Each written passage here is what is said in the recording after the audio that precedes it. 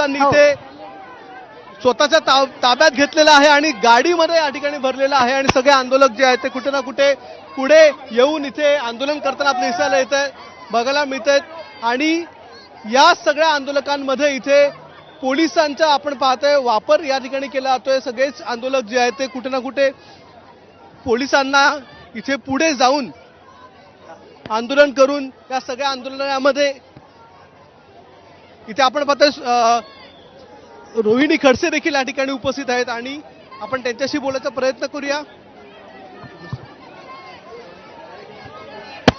इकडे घोडा या ठिकाणी आणणार, घोडा गाडीवर आहेत।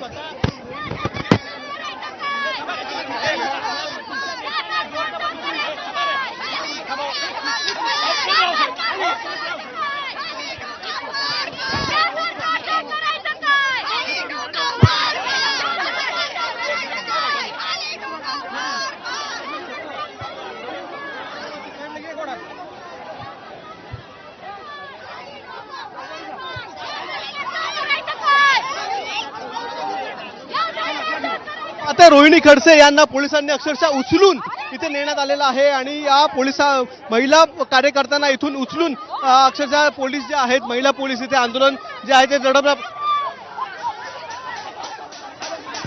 घोडा गाडीवर बसून हे आंदोलन करण्यात येत होतं आणि हे सगळं आंदोलन पोलीस एका प्रकारे इथे थांबवण्याचा प्रयत्न करतात। अक्षरशः रोहिणी खडसे असतील त्यांना उचलून या गाडीमध्ये ठेवण्यात आलेलं आहे, पोलिसांनी ताब्यात घेतलेलं आहे आणि तरी देखील इथे आंदोलन जे आहे त्या कार्यकर्त्यांकडून सुरूच आहे। अनेक महिला कार्यकर्ते अजूनही या ठिकाणी आहेत आणि तरी देखील इथे आंदोलन हे थांबण्यात येत नाही। आपण पाहताय समोरच पोलिसांची गाडी आहे आणि सगळ्या आंदोलकांना जे आतापर्यंत इथे उपस्थित आहेत सगळे आंदोलक जे आहेत ते कुठे ना कुठे आता पोलिसांच्या गाडीमध्ये आहे। सगळे नेते आधी ताब्यात घेण्यात आले होते, सगळ्या नेत्यांना ताब्यात घेतलेलं गेलं होतं, मात्र आता इथे महिला कार्यकर्त्यांना देखील आतमध्ये घेतलेलं आहे। सुप्रिया सुळे यांना आधीच ताब्यात घेण्यात आलेलं होतं, पण इथं आता रोहिणी खडसे असतील या सगळ्यांना देखील ताब्यात घेतलेलं आहे। हो,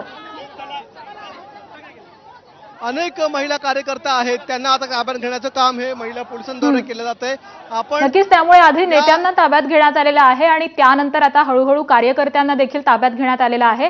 मात्र कार्यकर्ते हे आक्रमक झालेले आहेत, नेत्यांना जरी ताब्यात घेण्यात आलेलं असेल तरी कार्यकर्त्यांकडून आंदोलन सुरू आहे। त्यासोबतच इथे अजूनही कशा प्रकारे आपण बघतोय महिला कार्यकर्त्यांना सुद्धा आता ताब्यात घेण्यात येत आहे, महिला पदाधिकारी आहेत त्यांना ताब्यात घेण्यात येत आहे, कारण जे सगळे सर्व महत्त्वाचे नेते होते, मग जितेंद्र आव्हाड असतील त्यासोबत सुप्रिया सुळे या सगळ्यांना आधी पोलिसांनी ताब्यात घेतलं आणि हे आंदोलन कसं शांत करते, कारण पुढे हे आंदोलन जाऊ नये यासाठीचे प्रयत्न केले जात होते आणि त्यामुळे इथे आपण बघतोय मोदी सरकार काही महिला कार्यकर्ते असतील, पुरुष कार्यकर्ते असतील, काही नेत्यांना नेलं, त्याच्यानंतर तुम्हाला अरे चोर आहे सरकार, चोर।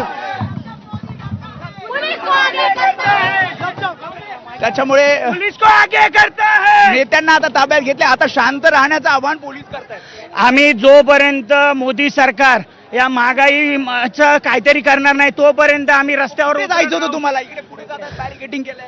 आम्हाला या सरकारच्या विरोधात या पूर्ण नवी मुंबईमध्ये सर्व लोकांना एकत्र करायचं आणि ह्या महागाईच्या विरोधात आम्हाला बंड पुकारायचं आहे। आता विद्यार्थी असतील, युवक पुढे बॅरिकेडिंग केलं, मग कुठे जात होते पुढे तुम्ही? आम्ही पोलिसांनी पकडलेलं आहे। लोकशाहीचं राजकारण आहे, या राज्यात लोकशाही राहिली नाही, तुम्ही बघितलं दंडमशाही कशी चालू आहे, ती लोकांना संविधान मार्गाने रस्त्यावर आपण पाहताय सगळ्याच कार्यकर्त्या आता इथे ज्या आहेत त्या सगळ्या कार्यकर्त्या आणि पोलीस या ठिकाणी गोंधळाचं वातावरण झालेलं आहे, कारण की इथे आंदोलन जे आहे ते संपत नाहीये। मात्र या आंदोलनामध्ये जर आपण पाहिलं तर अजूनही कार्यकर्ते हे आंदोलन करताना दिसत आहेत आपल्याला आणि तरी देखील आंदोलन जे आहे ते अजूनही थांबण्यात आलेलं नाहीये। आपण इतर देखील काही महिलाच्या प्रतिक्रिया घेण्याचा प्रयत्न करूया। ताई, काय सांगाल पोलिसांच्या या संपूर्ण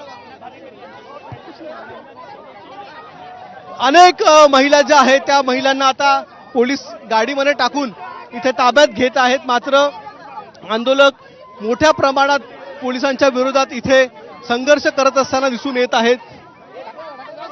आधी सुप्रिया सुळे यांना ताब्यात घेतलेलं आहे, रोहिणी खडसे यांना ताब्यात घेतलेलं आहे आणि आता उरलेल्या ज्या महिला कार्यकर्त्या आहेत त्यांना ताब्यात घेऊन इथे गाडीमध्ये भरण्याचा प्रयत्न करतायत. मात्र पोलीस